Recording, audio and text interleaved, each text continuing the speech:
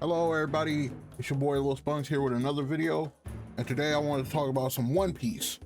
Originally I was gonna make a video about who had the better backstory of Kuma and Doflamingo, but then as I was like digging deep, I was like, damn, these characters are completely opposite of each other. And it was always crazy to me because the first time we get introduced to these two characters, they're literally introduced side by side from each other. So today I will be making a video about why I think Doflamingo, DonQuixote Doflamingo, and Bartholomew Kuma are completely opposite from each other and completely polar opposites from each other, which is crazy because things in their stories are similar, but the way things go about it are like completely different. Like, you know, we got Dolphy as a king, got Kuma as a king, we got Bonnie with a sickness, we got Law as a sickness, and these two were introduced to each other again. So I think Oda did this on purpose when they were first introduced to each other. So I'm going to explain all the differences between the backstories of DonQuixote Doflamingo and Bartholomew Kuma, and I'm still gonna give my take on who I think actually have the better backstory at the end of what I do. But I had put a lot of effort in this video. I wrote a script for this video for like a couple days because it's a lot of stuff that I had to remember. And you know, I wrote the script myself, so don't think no funny shit, okay? So I wrote it myself, but usually I go off the top. I just say what I feel, and you know, on this video I had to be more on point because there's a lot of things that goes on in these two people's backstories. I feel that's why these two have the best backstories in the series, I think, and that's why I brought up this conversation in the first place.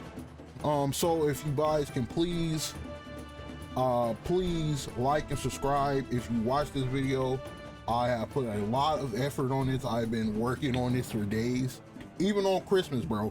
Even on Christmas, I've been working on this for days. Had to put a lot of research, read these guys' backstories over and over again. You don't know how many times I've seen this nigga Doflamingo point the gun at his dad's head. It's fucking crazy. I shouldn't be seeing that shit so many times. But I'm gonna get into the video. Thanks everybody, and please, once again, like and subscribe, and we're getting into the video.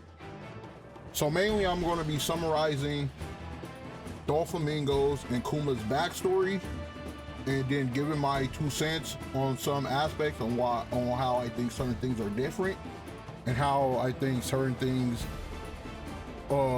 kind of was going the same way but went completely different from each other, and how these two are completely different characters from each other. And I think Oda did this on purpose because it's very convenient that these two were introduced in the same chapter of each other. Like in the beginning I thought Kuma was this nigga bodyguard, but okay, let's get into it.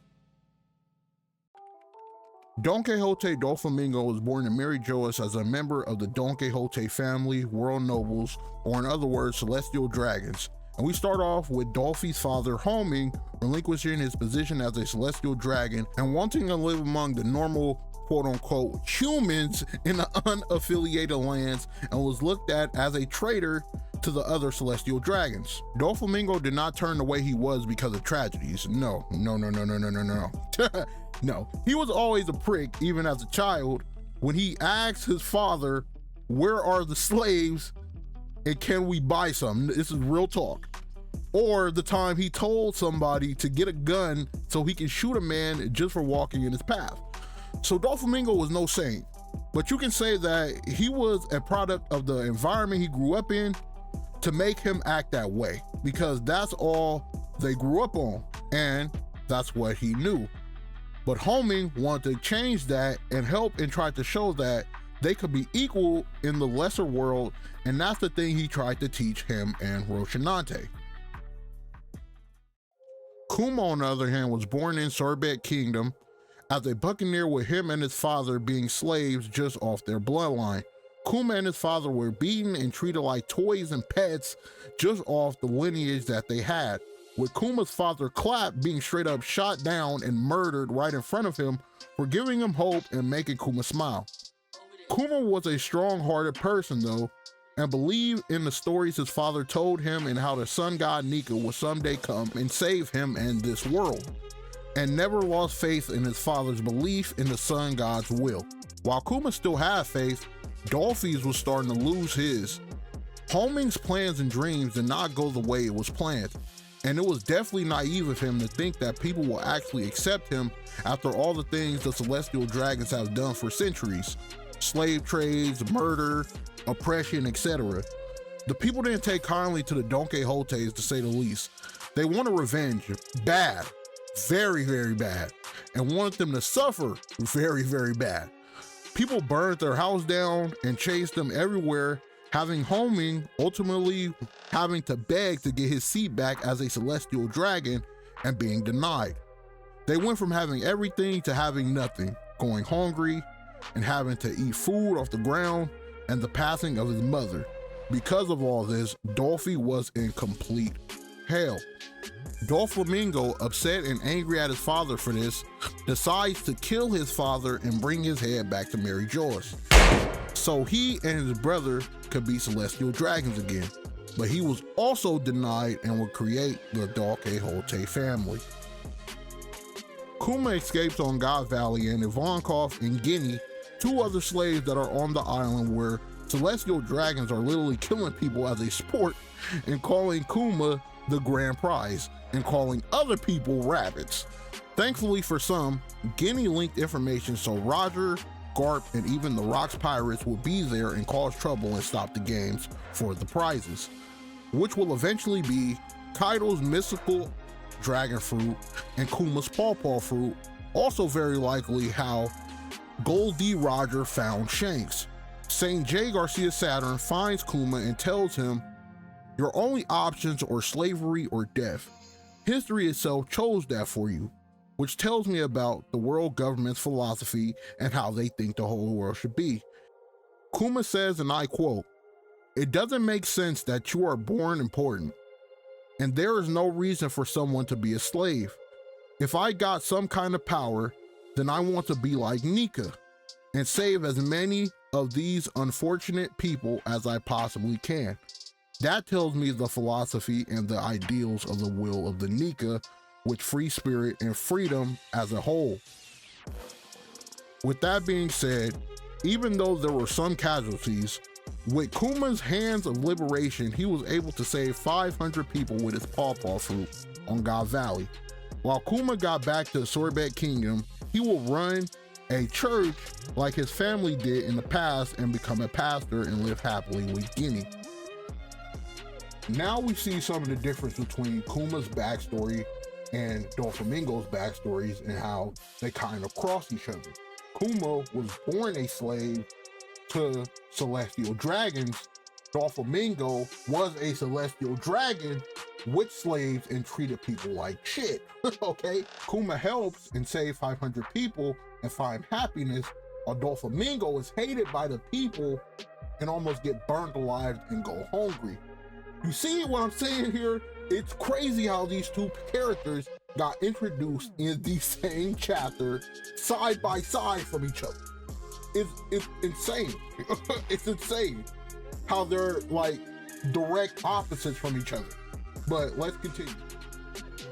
Years after Traybull helped Doflamingo create the DonQuixote family, a young orphan boy plagued with white lead disease that killed his family and everyone in his hometown with 3 years to live, tries to join the DonQuixote family when thinking he has nothing else to live for. This boy name was Trafalgar D. Water Law. Law will become an important person in Doflamingo's backstory, as both of their backstories intertwine with each other, and it's two of the best backstories in anime and manga. That's why a lot of people, including me, think this is one of the best backstories of all time. Law encounters Corazon, or Rocinante, Doflamingo's younger brother, and he immediately throws Law out of a fucking window so he can try to scare him away from Dolphy because he knows he's bad news. Doflamingo accepted Law into his crew, but it was mainly the Doflamingo master plan he had in mind. Law kept trying to kill Corazon over and over, never succeeding, as Buffalo baits Law to saying his real name, Trafalgar D. Water Law. Corazon overhears and tries to make Law get away from Doflamingo as soon as possible, because according to Corazon, Doflamingo hate these D niggas and said the D's are enemies of God, and always wanted children to stay away from Dolphy regardless, even though he was mad aggressive with it. Also, we find out that Corazon is a Marine spy keeping tabs on his brother, acting like he lost his voice from trauma back in the day because he knows how evil Dolphy is with him, even saying, "I still don't understand how our loving parents could have produced such a monster, and he was born with innately evil nature that knows no bounds."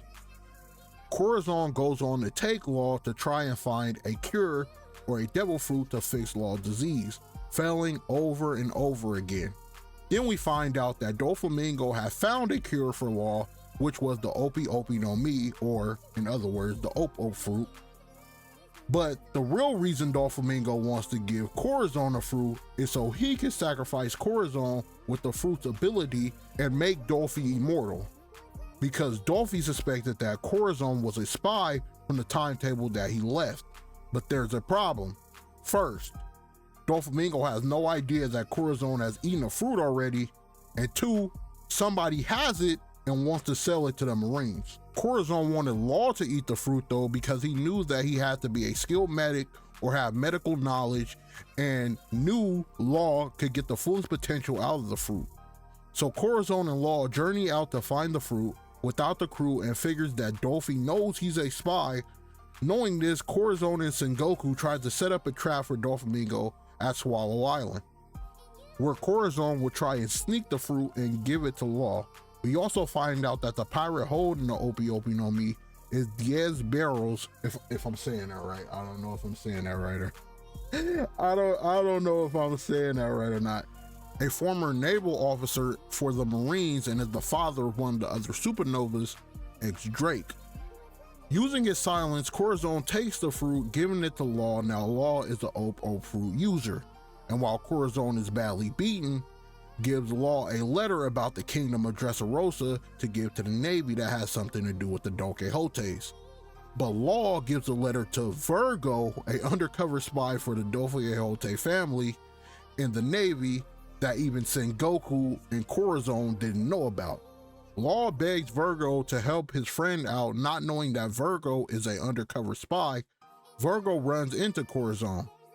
Stunned that each other were spies, Virgo instantly attacked Corazon and confirms to Dolphy that Corazon is in fact a traitor. Doflamingo kills ex-Drake's father and heads to Virgo's location to confront Corazon.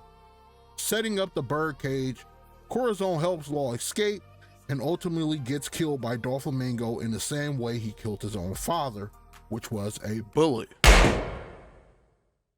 At the time Kuma got a little older, his story was kind of similar but yet very different from Dolphy's. And it's ironic as well that Kuma was a kind-hearted pastor and Doflamingo was coined the Heavenly Demon. Kuma, still living happily as a pastor with Guinea still, is helping take away people's pain with his pawpaw ability and putting it into itself. Yes, it's crazy shit. While the king of Sorbet Kingdom, King Bakurai, is despicably forcing people to pay the heavenly tributes or they will get put in jail and have people starving. And Kuma stumbles across articles about freedom fighters in the world led by Monkey D. Luffy's father, Monkey D. Dragon. And Kuma is in awe of the freedom fighters in Dragon and wants to one day go out to sea and help Dragon. Few years after that, Kuma tries to stop King Bakurai from making people and his friends in Sorbet Kingdom into slaves. When King Bakurai made only the north part of the island of Sorbet the actual Sorbet Kingdom, and the world government told him to cut everybody else off, luckily Dragon and Ivalkov came to the rescue and put King Bakurai into a corner where he had to terminate the enslavement policies, and freed Kuma and Geni, changing their name from the Freedom Fighters into the Revolutionary Army. 8 years after that, while Geni was waiting for Kuma, she ended up being captured when Dragon got caught slipping.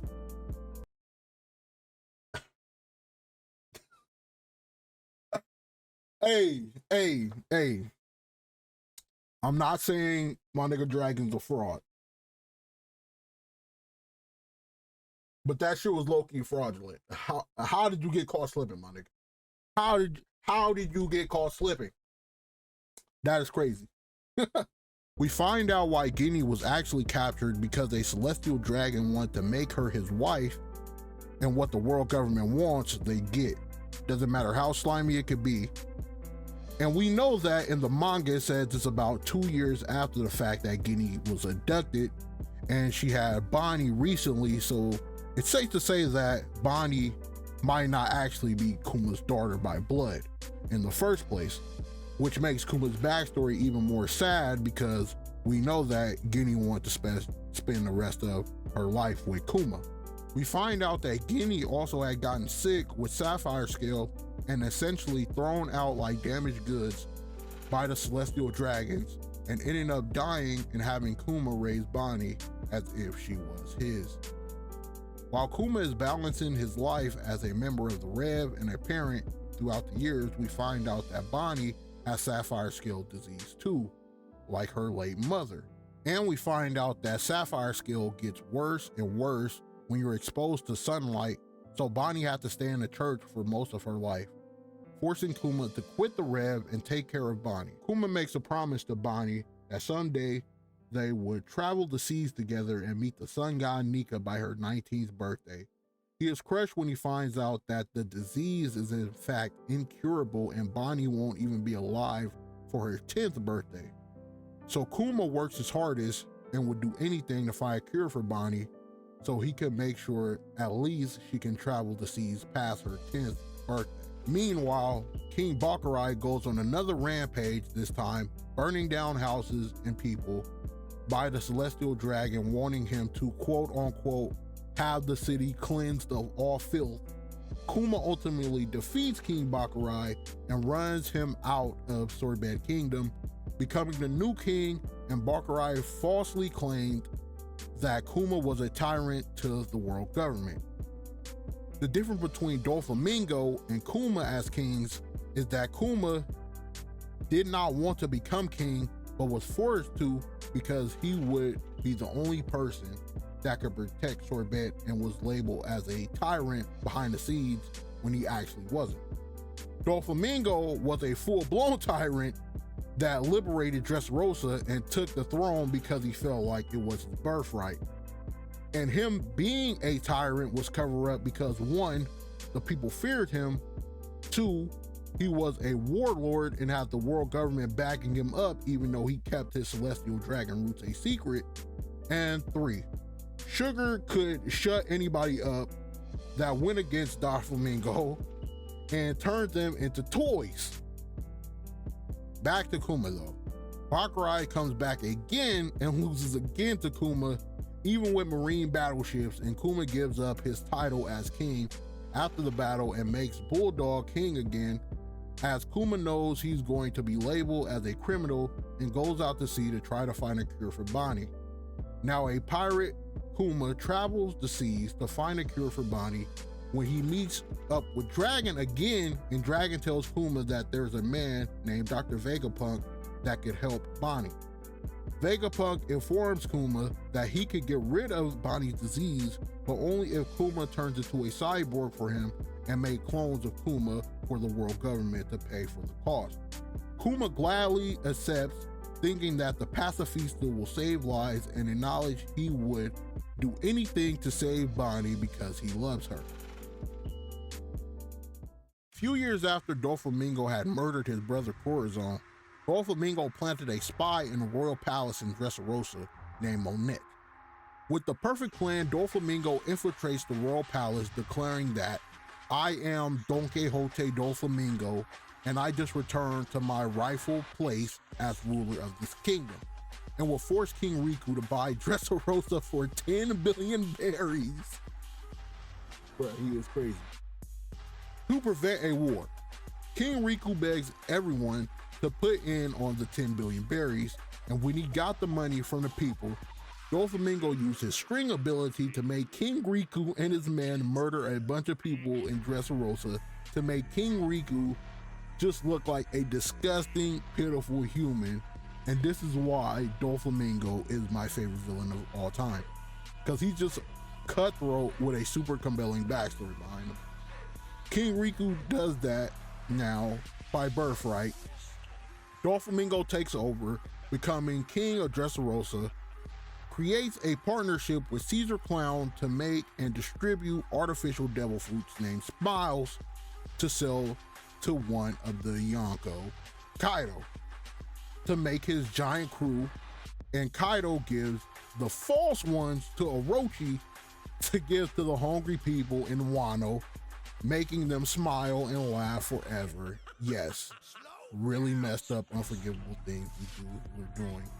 And it's fantastic writing in my opinion, because most of the things that happen in the post-time skip, even a little bit in the pre-time skip with the whole slave auction thing, you know, all falls back to one man. It's Doflamingo. And his backstory ends on a good note for him. While Doflamingo ends his backstory on a good note, Kuma, on the other hand, ends on a super tragic note.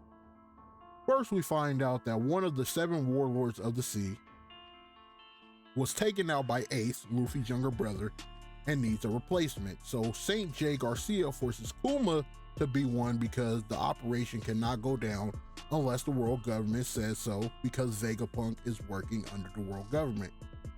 Also, that he would have to be a human weapon for the Navy, meaning that he can never use his cyborg powers or clones to go against the world government.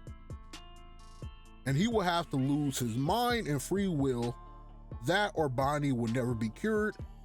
Dr. Vegapunk, furious at this, calls Saint J out, knowing he's only doing this because he can't control the other warlords of the sea, saying this: removing the human's will from a cyborg just turns into a simple robot. Kuma, willing to do anything for his daughter, gladly accepts, not caring about anything about his own well-being, but only wanting any chance or any opportunity to save his daughter no matter the cost. This is the difference between Doflamingo and Kuma. Even though Law and Bonnie have slight similarities in their backstory, both have incurable disease as children and ultimately becoming supernovas in the worst generation, it's a clear difference between the two that took them under their wings. Yes, we know Doflamingo took Law in as an orphan and studied hard as hell on a white-lead disease. when Law showed up, shit, he was falling asleep reading white-lead stories, bro. Like, he was interested. And did eventually go out and discover a fruit that could cure Law. He clearly was doing it out of his own ambitions, though. He was going to manipulate and make Law his right-hand man until Law knew the full capabilities of the fruit, so he can just make Dolphy eternal life as well. So basically, Dolphy's in it for himself, and yes, it's the whole aspect of Doflamingo always cares about his family until somebody betrays him, which make him super interesting, but there's no real evidence that Doflamingo ever cared about Law in the first place. Kuma, it's clear as day that he would do anything for Jewelry Bonnie. Literally anything. Even though they might not be related by blood, because he cared and had deep love for Guinea, and it transitioned to Bonnie, to where the bond they had grew even deeper, to where he would sacrifice his own life and give up his code as a rev and a freedom fighter for the people just so he could save his own daughter. That's why I think Dragon tells Kuma children are a vulnerability for any parent, hold so much weight And that's why Dragon watched over Luffy at a distance and from afar, because he knows that if he had a bond like how Kuma and Juribani does with Luffy, he will act the same way. That's why I think Dragon does love and care for Luffy, but I think that it's just complicated because he knows that he has an obligation that is going to affect the whole world, and he needs to stay focused on that. And that's the difference between Kuma and Dragon. Let's get back on topic though. So after Kuma accepts, we find out Bonnie should be cured in about 2 years, meaning that he succeeded in getting Bonnie out to sea by her 10th birthday, but the world government still wanted to hold Bonnie hostage even after she is cured.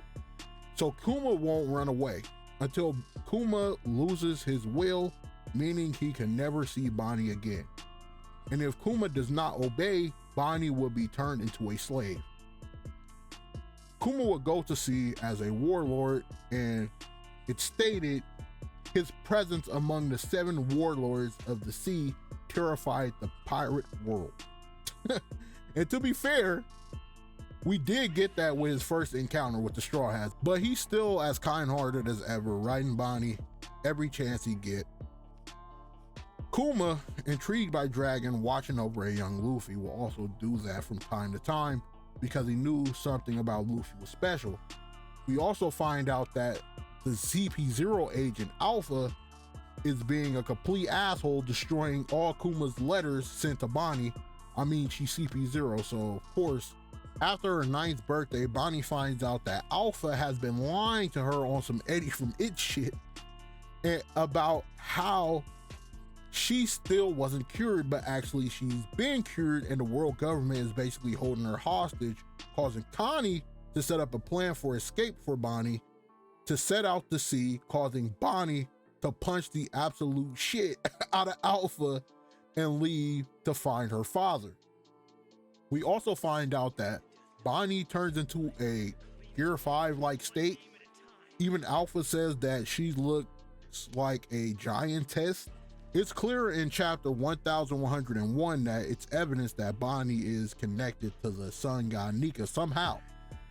Like the panel where Bonnie looks up and says the sun in the sky, or the flashback conversation with Kuma talking about how the sun god has property of rubber.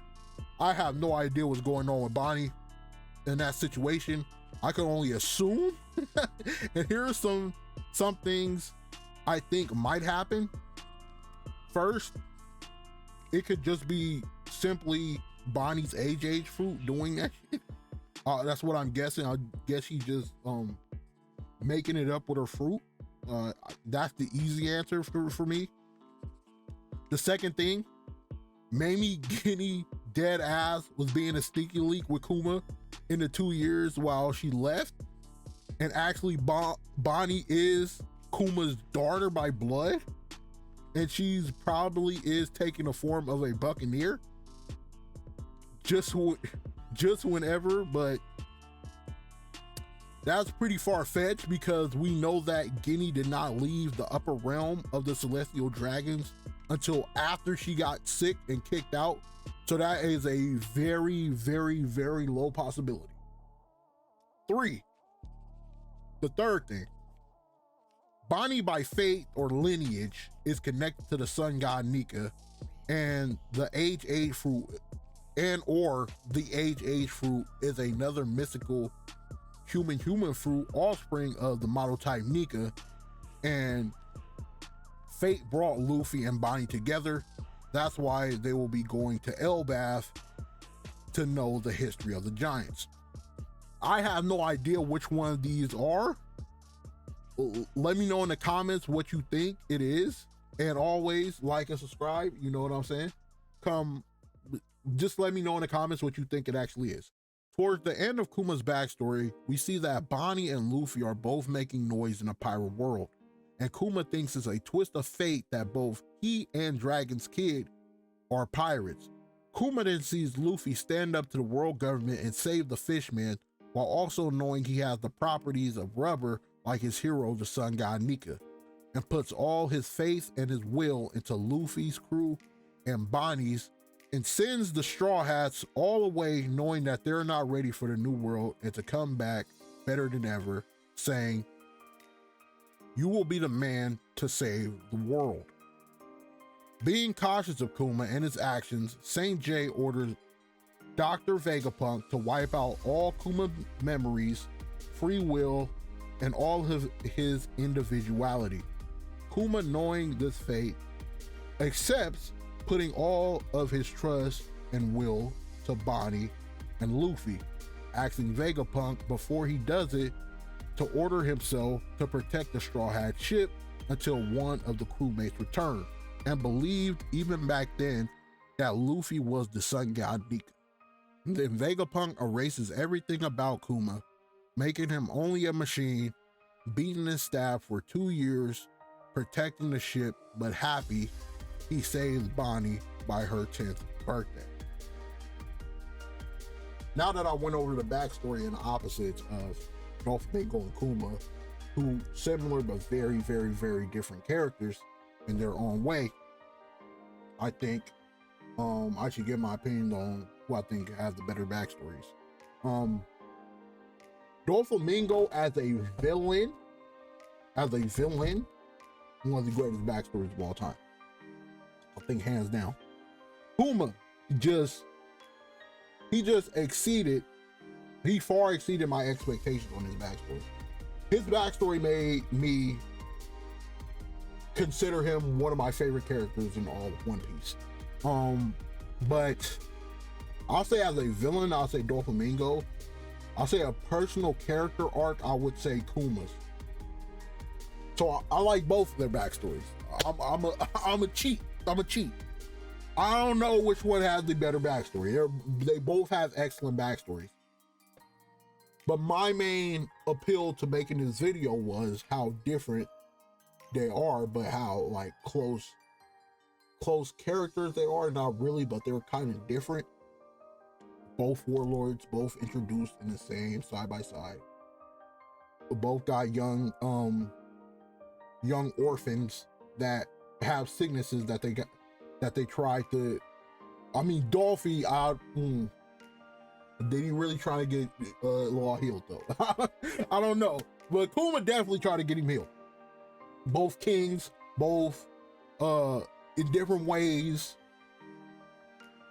Kuma was labeled a tyrant, but he actually wasn't. Doflamingo was acting like he was a true and peaceful king, but really behind the scenes he was a tyrant. So you see the polar opposites, but the polar opposites, the differences between these two characters. And you know, that's all I gotta say. Thanks everybody for watching. Like and subscribe. Let me know how you feel about the video. If you felt like I got something wrong or didn't mention something that you think I should have mentioned, please let me know. If you like it, let me know why you liked it. And I'm out. Thank you. Thank you, everybody.